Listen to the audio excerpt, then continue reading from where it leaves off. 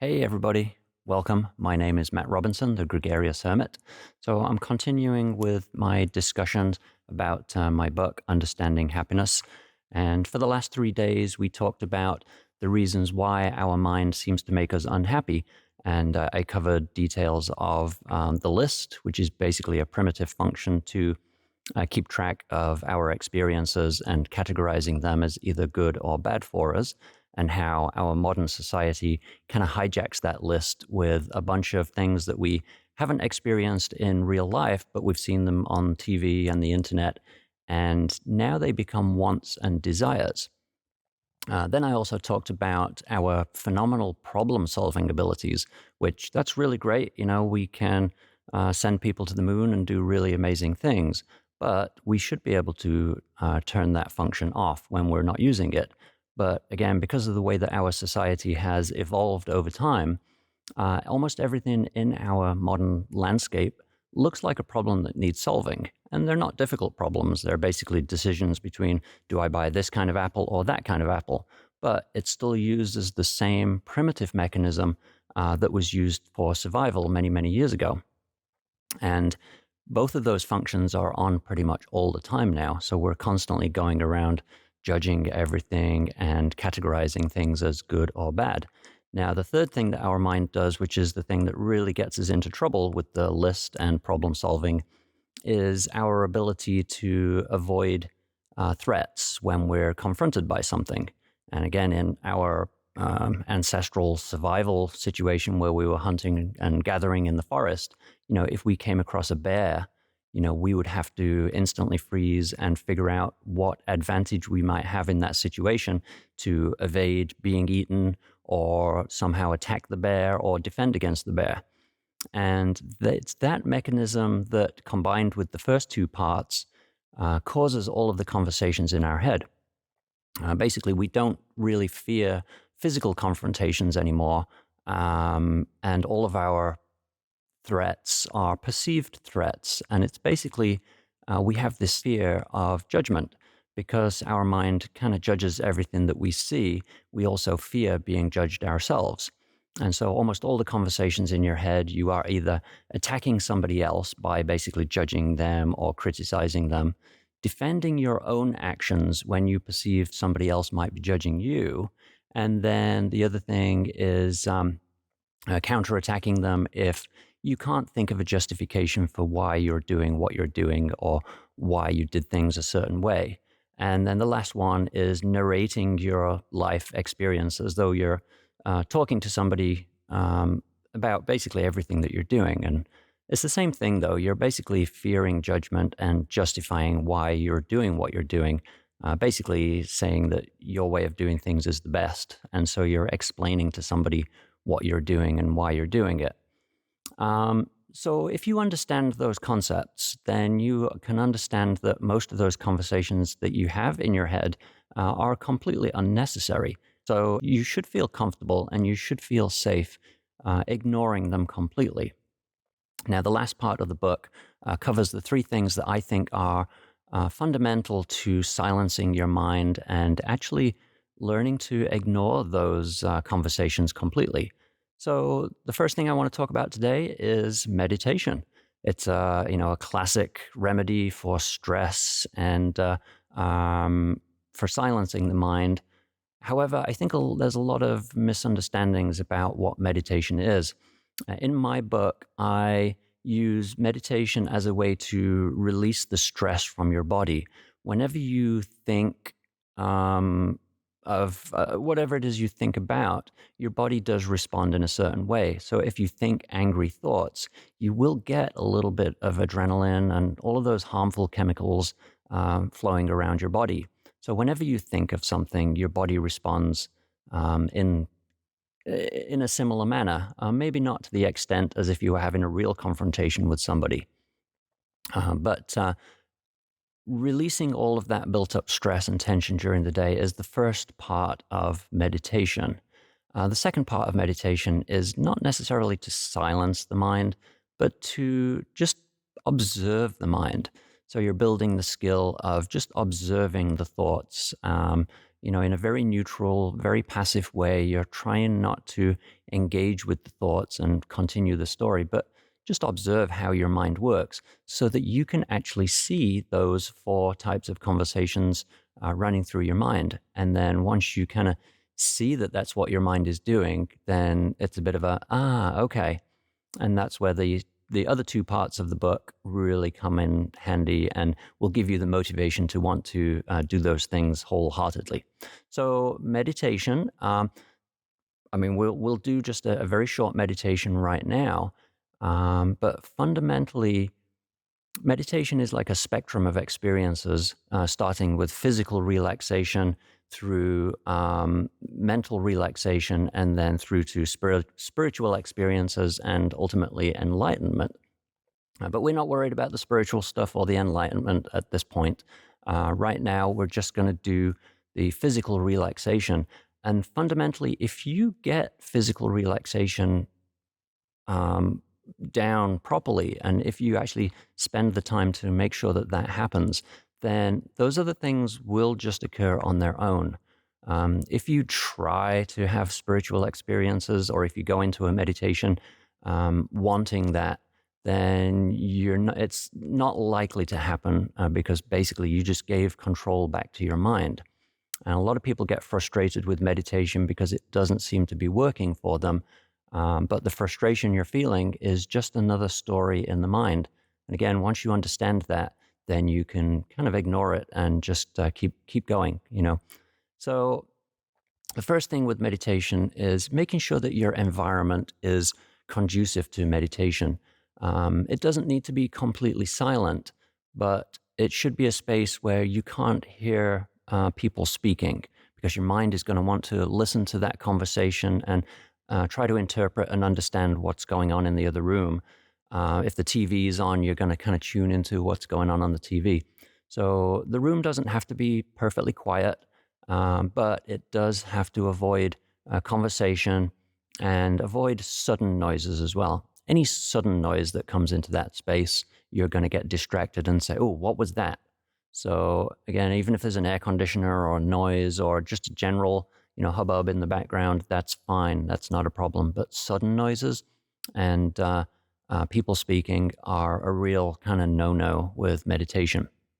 Until you learn the skills and you get good at it. But if you want to start with a strong foundation, then that is definitely the way to go. The room should be a comfortable temperature, not too hot, not too cold. Avoid places where there is movement in light.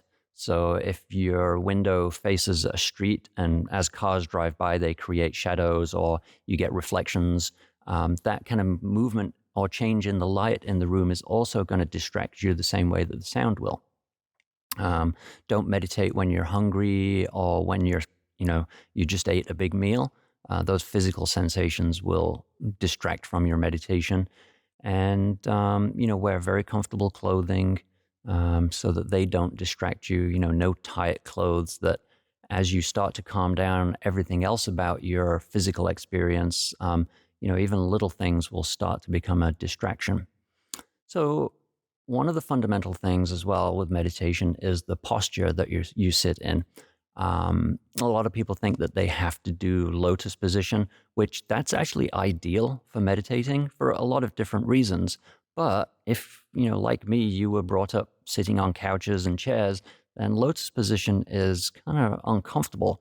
And, as soon as you start to experience discomfort, your mind is going to jump on that and you'll start to focus on the discomfort that you're in and the aches and pains in your body rather than just relaxing and, observing the mind. So I always tell people, if you've never meditated before, to start meditating by sitting in a chair. I'm actually sitting on a box right now that is just the perfect height for me with a basic kind of yoga meditation cushion to kind of mold to the shape of the base of my spine. But this box is the perfect height for me because, I'm a really tall guy. Most chairs are a little bit too short.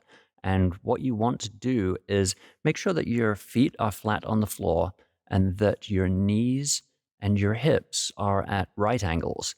And what that allows you to do is it allows your spine to sit perfectly balanced on, top of your pelvis, so that you don't use any muscle power whatsoever to maintain your upright posture. It's literally like a stack of perfectly balanced pebbles. If you start to lean, you will feel muscles start to tense up to counter that lean. And same, if you're leaning to the side, you'll feel that. So you want to kind of move so that your spine is perfectly relaxed and perfectly neutral. Um, Ideally, you should get to the point where you require no muscle power whatsoever. Just sit with your hands gently resting on your thighs and relax your shoulders and everything like that. Once you've adopted that basic posture, then we're going to just focus on that and concentrate on that. So let's just start the meditation now. So make sure you're sitting comfortably. Use cushions and pillows to make sure your knees and hips are at right angles. And then you're just going to sit like that for a moment. And the first thing that we're going to do is just do 3 really deep breaths and just relax. So basically breathe in as much as you can, fill your lungs,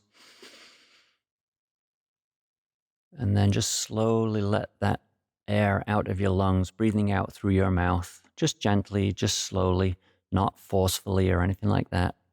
And then do that one more time.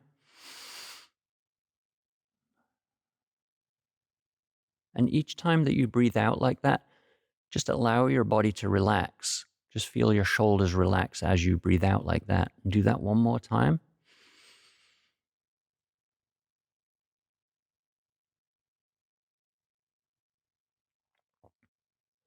Now, just make sure that your posture is balanced again. Our posture changes really easily, so always make sure that you're sitting with that perfect posture. Now we're just going to go through our body and just make sure every single muscle is relaxed. So starting with your toes, you're just going to just move your awareness down to your toes and see if there's any tension there. And your feet, just let them relax completely. And then move your awareness up to your calf muscles and just feel for any tightness there. If you're sitting in your neutral position, those muscles should be relaxed. Now move your awareness up to your legs, your upper legs. Feel your thighs and your hamstrings. And again, if you're sitting perfectly balanced, those should be completely relaxed. If you feel a little bit of tension there, just picture it melting like butter. And just relax. Feel the muscles kind of soften. Now move your awareness to your base of your spine. And just to make sure that that stack of pebbles is perfectly balanced, there should be no tension in your back whatsoever. Your stomach should be relaxed, not tensed to counterbalance you.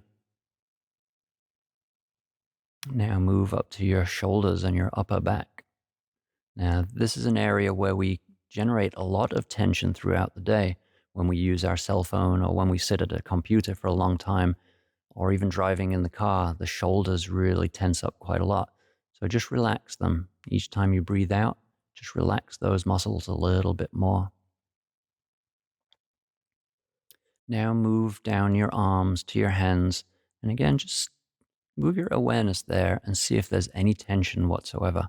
And just relax. Just relax, relax, relax.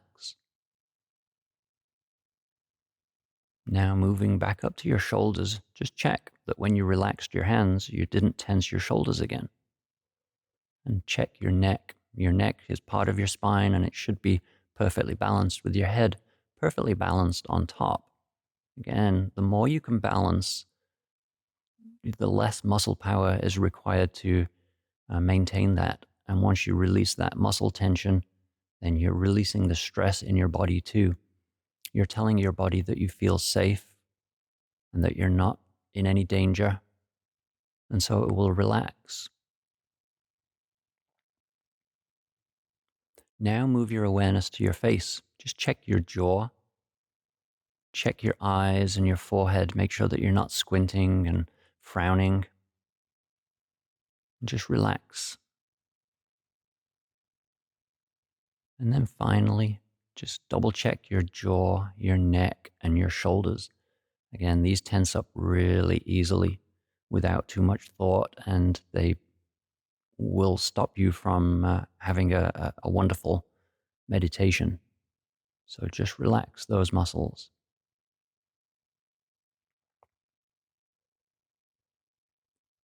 Now you can very quickly just scan through your whole body again to make sure that nothing tightened up. But now you should be very relaxed. Your breathing should be very relaxed. With your jaw should be closed now, and just very relaxed breathing, whatever pace feels comfortable. And we're going to move our attention to our breathing. You can follow your breath either in the bridge of your nose as the air moves through your throat, or you can feel your lungs moving, or even your stomach if you do proper belly breathing.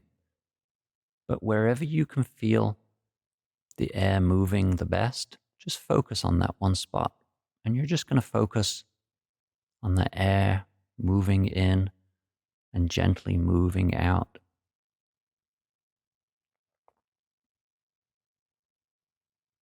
And what I want you to notice and pay really close attention to, at the top of your breath when you've breathed in, and before you start to breathe out, there's a little pause, just a little moment of stillness during that transition between breathing in and breathing out. Just notice that stillness. And each time you breathe in, just find that stillness again. Don't hold your breath, but just notice that little pause. That's your inner peace, and that's what you're looking for. And as you breathe out, just relax your muscles again. Relax, relax, relax. Remember, if you get this fundamental right, then all of the other stuff will just happen on its own.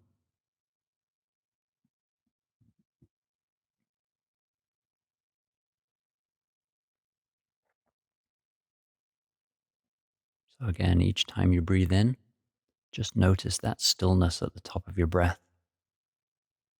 And as you breathe out, just relax and allow that stillness to flow through your whole body.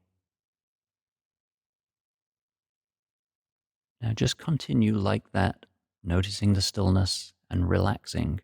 Just do that on your own for another few minutes.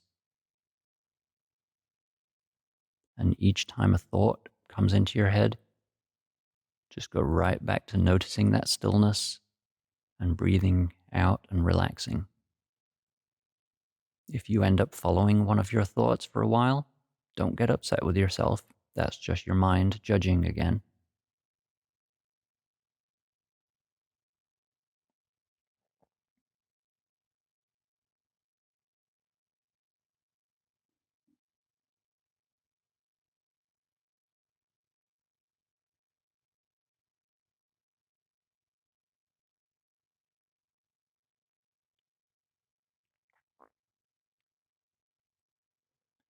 Now, before you open your eyes, I want you to bring your awareness back to your body. Just feel your feet pressing against the floor and your backside pressing against the seat. Start to become aware of the sounds in the room around you.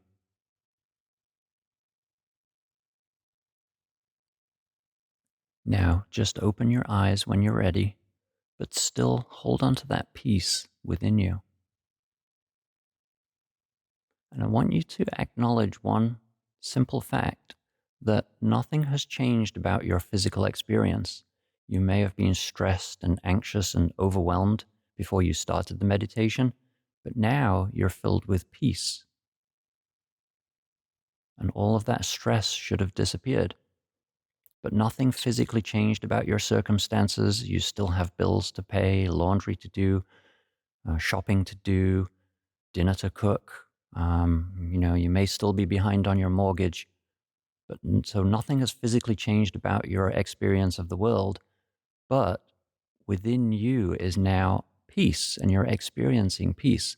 So once you understand that fact, then the next couple of things I'm going to talk about over the next couple of days will allow you to bring that peace with you throughout the day and basically change your entire lifestyle and your entire life going forward, you'll change from judging the world to being at peace with the world and at peace with everything.